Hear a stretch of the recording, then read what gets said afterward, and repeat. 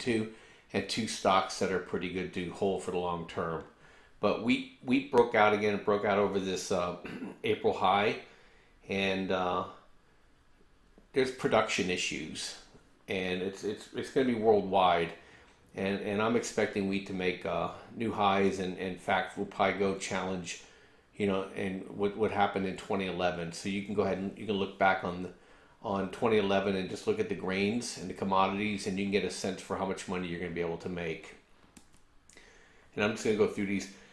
Cotton broke out. That's typical of a cool weather event for the world. Again, this is small volume, but again, if you're trading futures or just interested, it broke out. I think it's if it's not a new high, it's a double top here, but it looks like it's no such thing as a triple. So I think this is going to keep going. We have sugar. Sugar's just been a beast, and it's just going to keep going. Cattle, this is interesting, because we had so much grass because of the El Nino year, and just in the last couple weeks, it just really started to take off, and it's really been helping my DBA ETF, and I'm watching this one. I'd love to get a pullback on it and have it take the next level. I mean, I don't want it to grow up at all because I have to eat this stuff too, but it's definitely going to help our ETFs.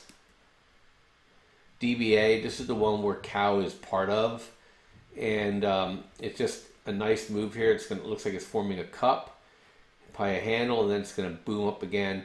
As I said before, I think before this year's out, we're going to see DBA close to $30. These are just good to tuck away, buy more each dip. JJG, this is the grains only. This one broke out today. And I've been waiting for this cup and handle to break, and it broke. And so now, we're looking at a move here, from the 31, high 31 area to 34. So I'm looking for JJG to get up to 36, but that move's not going to end there. I'm expecting JJG in the 40s for the end of the year. Cocoa's been down, but they've had a harvest issue.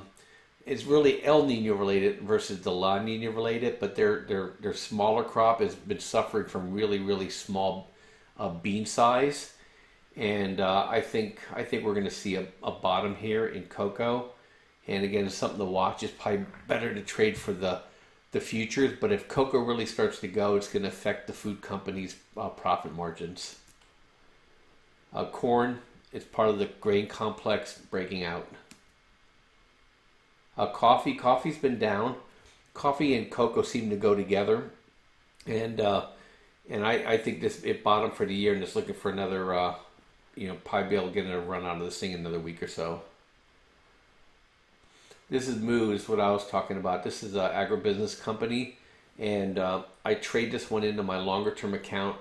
I got out of it. I'm just in too many things right now, so I didn't really pass the signal on, but this is also broke out from this double top, and if we get a sell down on this, I'm going to jump back in it again. But what's in Moo, which I have already, is I have MOS. There's a lot of ag chems in here, so this is a good place to hold all the ag chem stocks like IPI, Mosaic, Potash, and then there's some other companies in there as well.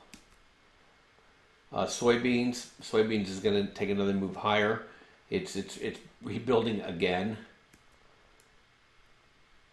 Silver, why is silver in my food thing? Is because I think silver is really more my prepper portfolio, and I did a report on silver itself. I'm still waiting for silver to sell down into the high 14s area. It's been pretty stubborn, and I'll be adding positions at 1524 area and at 1465 area if I can get it. I may have to. I kind of did already buying some First Majestic, but I may buy some at 1550 and then do a third, just in case it starts to turn back up. I don't miss the move. And we talked about Mosaic as part of Moo, but this is in my long-term account. As these farmers start suffering from yield issues, they're going to try to goose their production or if they have to plant late, they're going to boost their production by putting some chemicals in the ground, and it's going to help Mosaic. And then we're back to wheat. So anyway, it's been a good run for us this year on our ag plays. We're up over 10% on all of them, and this is one I think we're going to get 50%, 50% out of. Thanks. I'll catch you later. Bye.